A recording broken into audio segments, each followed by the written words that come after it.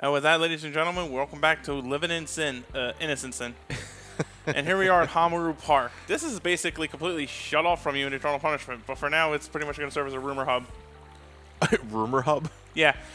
There are certain places like this that just exist for you to talk to the rumor monger and get a rumor. Right. They kind of cut some of that shit down in later installments where you can just actually get multiple services along with the rumor monger. So just like a point of access for convenience sake? Yeah. And now we're dealing with the ramifications of what we said, what happened last time, since we spread the rumor that the principal's dead, and there was somebody in there to see that we told him that the principal jumped out of a clock tower and went kersplat. He's really gone now. Yeah, so like completely gone. Like, and we can't be held responsible for it. Because rumor has we didn't do it. Right. Tokusan. Tokusan. Basically, this guy's a homeless dude who lives off of the streets, but he also manages to get information from said streets to be a rumor monger. You see, that makes sense. I like that because, you know, homeless people probably would hear shit like that because they roam. Provided, you know, they're still in good sanity to tell you anything decent instead of like the basic gibberish. Like, no, but you see, that's the thing. They're the most omnipotent beings in the Persona universe where rumors Persona 2 are universe, about. anyway. Yeah. No, you know what it really is? Tabloid magazines. Yeah, they hold the ultimate power. Oh, yeah. So here's the thing, though, as I said before, when it comes to rumor mongers, in this one it's give and take. They'll give you a rumor, but you got to give them something equal in return. Here, this is how you're basically going to learn your rumors for your malls and your boutiques. So ultimately, but sometimes you got to get a few of them out of them. And as I said before, one thing I like about Eternal Punishment compared to Innocent Sin is that while it's not as varied as in Eternal Punishment as Innocent Sin, it also cuts out on a lot of the necessary creativity. Because as I said in part 3 or 4, even when you're spreading rumors about the shops, odds are good you're just going to spread the ones that are going to give you the most expensive, high-quality weapons. So you may as well just spread those fucking rumors, get those weapons, and be done with it. So in a way, you're kind of fishing for the right rumor? Well, you're getting all the rumors you can out of them. Yeah. This one here, however, is different. The poker rumor, the rumor regarding the slots are a little bit different. Let me catch my breath. Oh, it's taking a lot out of me. Alright, so basically, armor shops and shit like that aren't the only things you're going to learn from them. You'll learn magazine rumors. That's actually a really interesting sweepstakes you can learn. It's based off your luck stat. If you enter the magazine sweepstakes and put in like 99 entries, altogether it's like 49,000, 50,000 yen. You enter a competition for rare weapons, items, or accessories depending on what rumor you spread for what magazine. I think in this game there's like 3 different magazines, and along with that 3 different rumors for each of those magazines. You're going to want to do that for, one of them is for accessories, one's for weapons, one's for armor. Now the accessory one I find is the most important of the 3. Considering that with the armor, I tend to just like grind up until I can get Hehe Aracane armor for everybody else, which I don't think is the ultimate armor in the game. But it does give a good boost to your defense, a great boost to your magic defense, and it improves your evasion rate, which makes me consider it to be the ultimate armor personally. But that's just me. Strictly because of the evasion rate, or because of the evasion rate, yes. So the accessories, however, you win from the sweepstakes contest in particular, are accessories you're most likely not going to be able to find elsewhere easily, like the police glove, which improves the chance of getting rare items from demons, as well as the all-rounder earring, which I've only gotten once in my entire playthrough, all my playthroughs of Eternal Punishment. I've only gotten it once, but it improves all your stats by 15 points. I think it would have made more sense if the glove that increase the chance of getting demon jobs. Or it's called the police glove. I think it would have made more sense if it was like the latex glove. Because the cavity search? Spread them. All right, Aries, pucker up. That would make the demon angry. Or interested. A tarot card. That is actually called the free catch. There's an accessory called the free catch, as I was getting to earlier also, where if you get a demon interested but it's not in a contract with you, you'll get free tarot cards along with it. Now the thing is though, is that certain rumor mongers only tell you whatever they can with what they got at the time frame. Yeah. Mikichi's still scared shitless of his father, and we move on. Is it just? Are there things? Is new rumors related to the story progression, or is it just you have to do certain things first? Honestly, it's story progression for the most part. It's a mixture of both, I should say. As I said, sometimes it's story progression, like when it comes to the shops and whatnot. Yeah. But some rumors will come about by dungeon specifics. Other dungeons will well, the next dungeon in question is going to be a case of one that manipulates the dungeon interior itself. And finally, there are rumor demons. I mean, oh boy, demon rumors. Demon rumors. Okay. Not to be confused with a rumor demon like Hanako. Demons themselves are quite chatty too. Needless to say, they can also spread rumors to a degree. And for the most part, at beginning, it's usually going to be like this demon could do X spell, like Dangerous Garula, Atomic Bufula, Dynamic Agaleo, shit like that. Now they can alter in spell frequency and spell power depending upon what rumor you spread with it. Yeah. In Persona 2 Eternal Punishment, I'm not sure about Innocent Sin. Don't quote me on it one for one, but in Eternal Punishment, those rumor spells fuse with a spell called Summon Spirit, and you get to do like a weird summoning chant for a different kind of magical power that does damage based on the spellcaster's power, which also requires you to keep only that one and only one demon that learns that rumor, or demon persona in that case, with that rumor on you. So it's actually kind of very situational at best. I give you a bunch of status healing items more so when I do my shopping at first because I can't quite frankly risk the statuses crippling me this early in the game. Can it be? Is it really that detrimental? It's a pain in the ass. This is just more annoying to deal with. Yeah, totally, especially with poison. Ugh. And ooh, looks like somebody got left behind for a girlfriend. Dang, that's a damn shame. So anyway, what was I gonna get at? Demon rumors. All right, I'm jumping the gun way ahead of time here. Rumor has it you suck. Yeah, right. I guess I suck now, guys. If enough people believe in it. You suck. Oh fuck. Demon rumors bite you in the ass though, because I think it's this game that does it too, but I know for a fact it's an Eternal Punishment. The demons are the way you get your ultimate weapons powered up. Basically, you have them spread. You learn a rumor about your ultimate weapon, and then you have another demon spread the rumor to increase the properties of your weapon.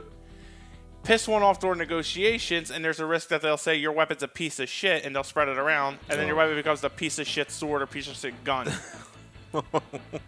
I like that gameplay and story integration, but it's a pain in the fucking ass. Yes, that also means to reload the save file. You gotta reload a save file. It's just one more communication, that's all. Wow, and you know what's really sad? They thought Cozy would be here because of a fat joke. And that there is Chickalin. She's kind of eccentric, but she's also, well, actually, it's Chikarine, but, Shikarin. Right. Yeah. Believe it or not, because I think in the Eternal Punishment translation, you know how sometimes R's are used in place of L's? They may have actually put in, like, oh, that's a translation we gotta fix. No, that was actually Chikarine. Her name is Shika Ueda, but basically, she's the rumor monger of the Peace Diner area, as well as Yumazaki District. Yumazaki, in general, is kind of like the I don't want to say resort, that's more of Narumi. Yumazaki in Eternal Punishment is ultimately the fun center, like your casinos, your pachinkos, and whatnot. So now we're going to have to try to infiltrate Cuss High, but to do that, we're going to need to figure out a way in. Ultimately, Ikichi's kind of weirded out that there's a rumor started there because Ikichi has no idea about the rumor itself being started by Cuss High. Pretty much, yeah, like, that's just like Ikichi's like regular face. Like, yeah, well. Yeah. So now we've learned that ultimately we got to go to the Zodiac Club and find out which asshole's doing it. Looking at you, Pisces. Oh, Aries, you cocksucker. Aries! Scorpio just sits down and does nothing. Scorpio's actually kind of the sexual one of the 12, I believe. Scorpio is thinking about fucking everything. Right. In the Innocent Sin, she's talking like a Victorian maid. In Eternal Punishment, it's Samurai. No, also she's also a great rumor monger you can use for this area too. Yeah, it said the description of her says she's scatterbrained, but she's good at digging up scoops. Basically, she's good at getting information for you, but you can't add it up. Also, she has a lot of shit on her hair. I just see 2 feathers. She just 2. I see at least 6. It's like she just wrestled a macaw. I brawled with 6 parrots for this info, you bastard.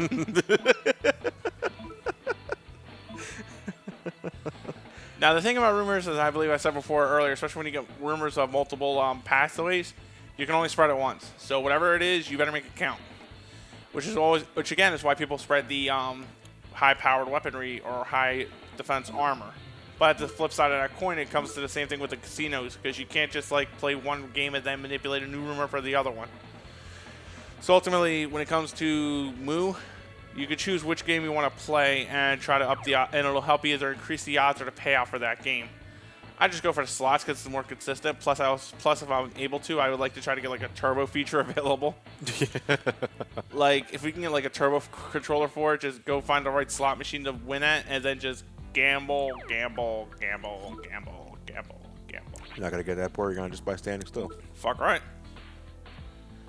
So let's head back to Hirosaka first. And spread those rumors. It's nice, very lounge music. This? Yeah, the music that we're hearing now. It's pretty good stuff. I'm the one that's been editing the Raws, just for a little behind the scenes tidbit here, but I haven't had time to really listen to the soundtrack.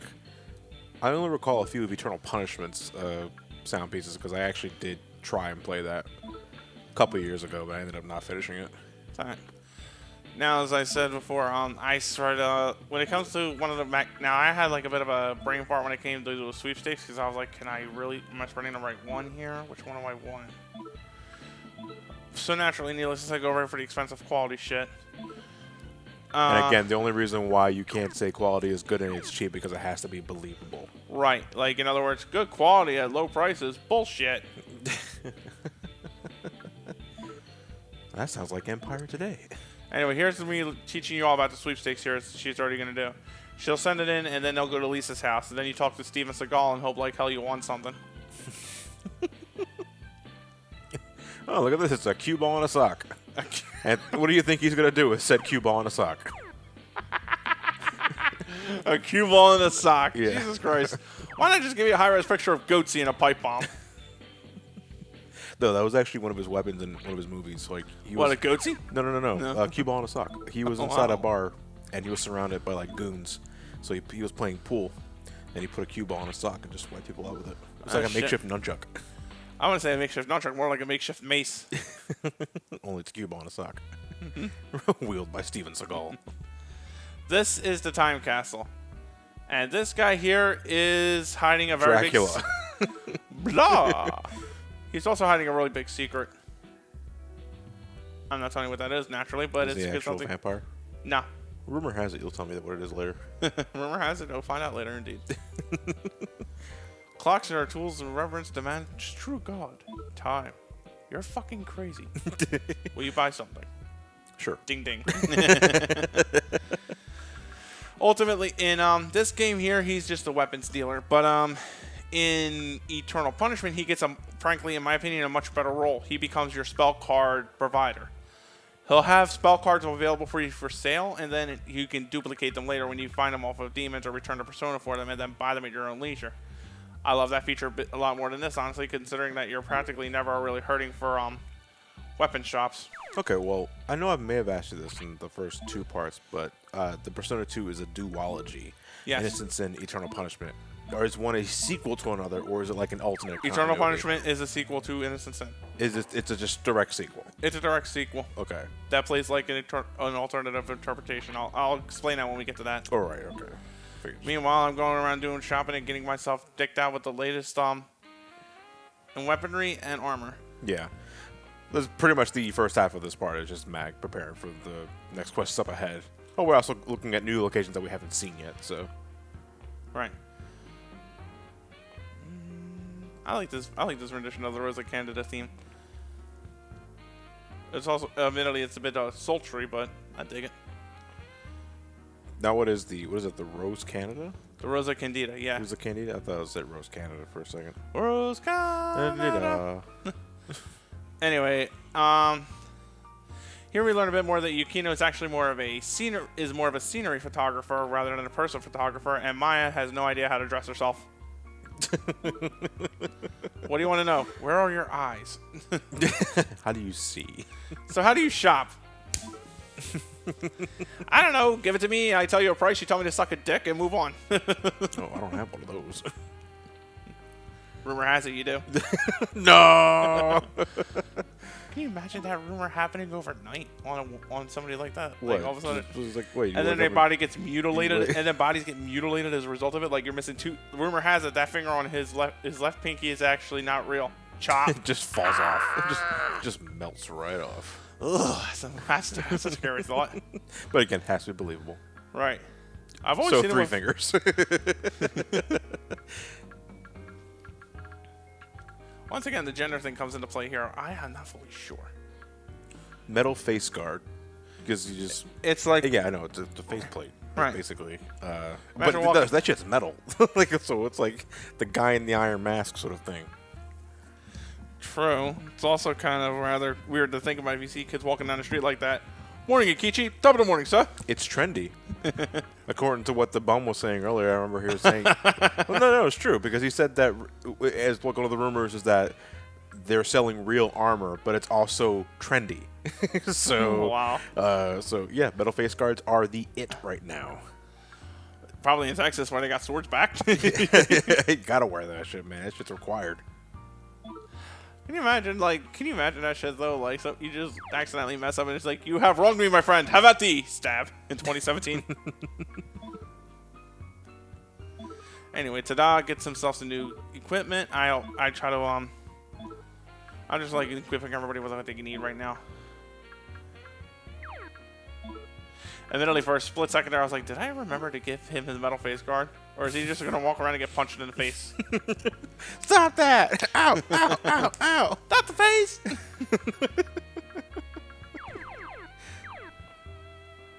Oh, yeah. Innocence in PSP has a weird little glitch to it, too. If you're in running motion and you try to talk to somebody while you're still trying to move, you actually will not continue the conversation going until Tatsuya chooses to come to a complete stop. Really? Yeah. It's innocent now because our... Pardon the pun. It's eternal later. Oh, yeah. It's innocent now because, as I said, I kind of picked up on that to try to avoid that in the Let's Play proper. But there will be a point or two down the line where I'm just like running a place for a good 3 seconds before Tatsuya is in before you go, okay, you ready to talk? Gotta get that last second cardio. Hey, man, I'm going to be running all over the place. Oh, is he getting on his motorcycle? Don't ask. All right, well, now This we got is the aria of a person everyone saw, I think it is. Now, this is the one mainstay of the Room. entire series, is it? The Velvet The Room? Velvet Room. Yes. Yeah. And admittedly, there's one thing that is kind of irking me a bit lately is the over-reliance of this one particular theme that's being played in the Velvet Rooms. Like, we can do other tracks now. In fact, in Eternal Punishment, this theme, well, the one we're going to play for the channel anyway, this theme is completely absent. So you get like 3 classical pieces, which I personally love. Well, but the song that was playing in the Velvet Room in the first Persona, is that the one you're talking about? Is that the one they bring back?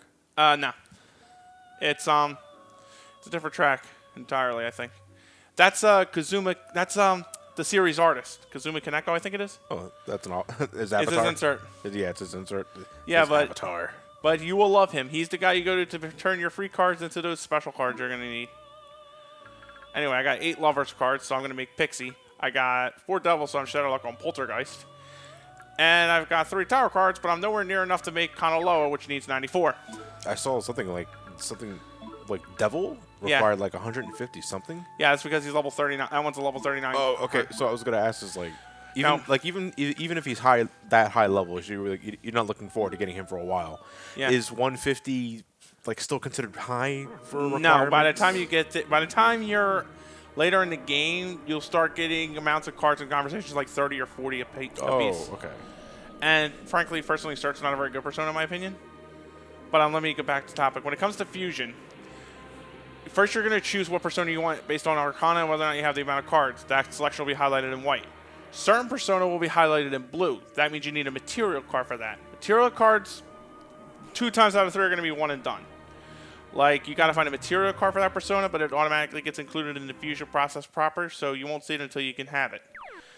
You can't, by no means of tarot card fusion like that can you make up any of the minor Arcana Persona, like Rod, Wand, Sword, and Cup. If you want another one after you return it, you're just going to have to mutate one of the Persona in those classes. Now, Personas are very lenient in this game. You can use any Persona that is up to about 5 levels higher than your party. So if you're level 34 on average, you can use Persona up to, if your highest party member is level 34, you can use Persona up to level 39. Which is, I think, is very generous, plus it encourages you to try out many classes. Here's where I'm kind of remembering. Oh, right. I left Pixie back at the fucking Igor. You're gonna need that card back, but you just gave it to me. I gave it to me. Yeah. You made this? I made this. Right? So, you'll want to make at least Pixie. I fuck up with Poltergeist early on. I meant to make him with the, I meant to make Poltergeist with the Magna card, but I forgot to do that. Before you go into Fusion, you're asked to throw in additional cards like spell cards or incense cards. If you throw in a spell card, it's going to learn that it'll come with that spell immediately when it comes out of Fusion. Incense cards are your stats. Like you'll get like a +10 to one of your stats or a +5 to all your stats, depending on what it is you add in there. If you look at the bottom down here, you get an idea of what Arcana is really great with each person. The best being great. Yes. That affects your SP cost, your persona's growth rate, and how often mutations are likely to occur with them. Yeah. But to simplify it, you should want always want to always go with great with them. Almost always. Yeah, almost always. There's times when it's going to be a case of like, yes, this guy's really great with this persona, but he's got another better option open to him, and this person doesn't. Anyway, that there's Filet, formerly known as, well, that's not formerly known. That was in the Persona 1. That was a former level 18 persona known as Halo in that game, which was also Filet, just was translated. Yeah. And no longer as Meteorahan, or Meteorama, which is basically a good healing spell for the early game, so he lost a lot of his former luster. I'm going for Arrogant Lam, Filet, because he's still a decent fighter. And if I forget what else I go for. That's the same thing. This is the same song from Persona 1. That one is. The first half of this is different, but the second half is the same thing from Persona 1. Yeah, that's from Persona 1. Oh, yeah, you're right. Yeah, right. Sorry. No, I was making a physical observation. Yeah. Now, you'll never find anything in the... Welcome to Zodiac, by the way. You'll never find anything within that hall. Now, before you go through with this dungeon proper, there is something you're going to want to talk to first. Meanwhile, we'll see the scene play out. Noriko, they're not actually blood sisters, but they treat each other like, sisters. The one in gray is Noriko... I forget her last name, but the game will tell us shortly anyway. She's basically worried about her big sister falling out with a bad crowd. The one in question over there is the one in blue, Anna Yoshizaka. Basically...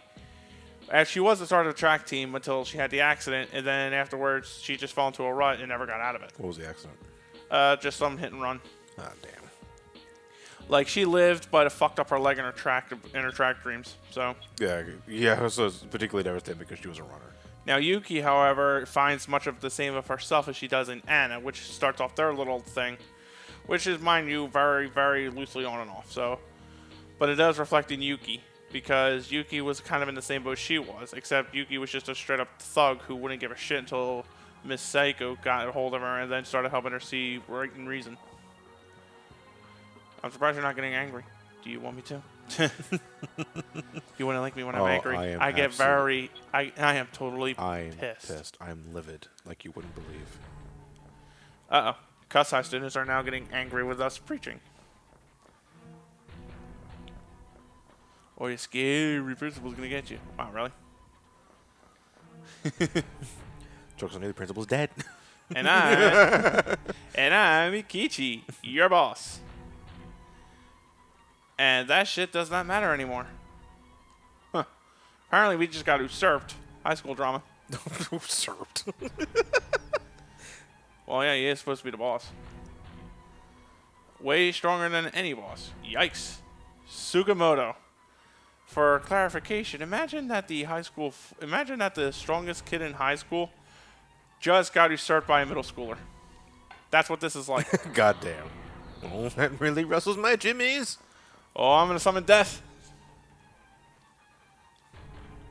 So Ikichi's really taking this hard. Damn right. Especially if he knows the age of the person that usurped him, essentially. It is quite sudden, really. That's one of those...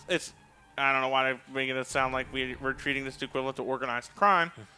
But when it comes to shit like this, you don't just usurp the top dog overnight. So Sugimoto may have something to do with this.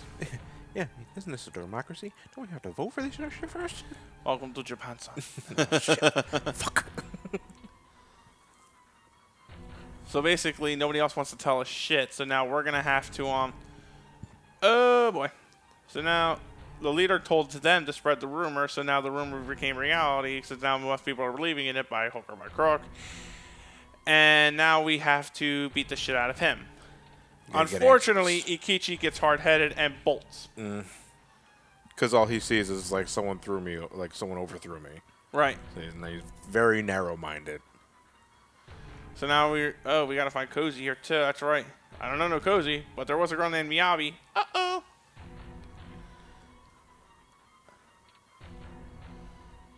And there he goes. Yeah, at least take You're the gonna sword. see that. You're gonna see this shit often in the Persona 2 duology. For some reason or another, you're gonna lose a party member. It only happens once for each member, but it's kind of irksome when you go from a full 5 to down to a 4. Well, Because I handle more accurately for like a very petty reason. Yeah. Okay. Well, not always a petty reason. Like sometimes it's shit I gotta see or I gotta do alone. Okay. I can understand that to a degree from the emotional angle, but at the same time, especially when I'm a guy who relies heavily on fusion spells, it fucks me up sometimes when I don't have when my guy I need to do this fusion spell is gone. Yeah, you're suddenly handicapped. Rule of thumb: trying to make sure it's not a healer. Now, this is a rumor you can get for the dungeon here. It was a one-off. I got lucky with that, I believe. Talk to all the people here. You're going to look for a rumor that says the back of the dungeon's a maze. Bingo. This changes up the dungeon. It makes it harder to explore, but in return you will get prizes from it. Otherwise, the dungeon is really straightforward. Interesting. Like, is it like that for multiple dungeons in this game? That one only. This one only affects. That one only affects that dungeon in particular. Yeah. Other dungeons tend to have I want to say like a hard puzzle. Like it's one of those. How do I put this? Think of it like the Tales series of how like akin to how Tales series handles side quests. If you're very attentive or you're talking to people, you'll find out and discover a lot of the secrets. On the flip side of that coin, if you don't, the game is perfectly content with you going, oh, that's nice. And then next thing you know, you're shit out of luck. You miss out on a whole chunk of secrets in the game, and you're kind of feeling cheated. But that's the basic rule of any RPG. Persona 2... I mean, getting the most out of your game requires that you talk to people. So to a degree, yeah, but then there's some that, well, admittedly, to be fair, Innocent Sin is far better than any Tales game I can think of when it does that shit. Yeah, I'm just talking about when it comes to like initiating side quests or getting more bang for your buck when an RPG requires that you talk to a lot of NPCs. So right. it just like there's no reason not to talk to anybody unless you're like speed running your first try. It's like, why would you do that? Don't do that. Oh, dude, that was honestly one of the few. And admittedly, now I'm admitting to my bias here. That's one of the other reasons I kind of hate Tales of Abyss. I got through like a good chunk of my game, and I missed out on a whole shitload of side quests that I didn't even know was supposed to be going on during the time of the game when I thought it was supposed to be a fucking tutorial. So I'm pissed that I lost out on a lot of shit, and I was like, you know what? No, I don't want to go back to this. It's probably poor conveyance, you think? Oh, poor conveyance, nothing. It's just like it's like right now it's like here's the side quest open. You're going through the game. Side quest opens up. It says nothing about it. It's just like the side quest just opened up right there and then at that time, and you're free to go about your way. And that's it. You don't get any fucking clue. Well, looks like you're not getting that ultimate weapon anymore, Matt. That's kind of how Tales games handle it. But enough about that. That's enough for Innocent Sin for now. Tune in next time when we rampage through the dungeon and find our friends. See you then.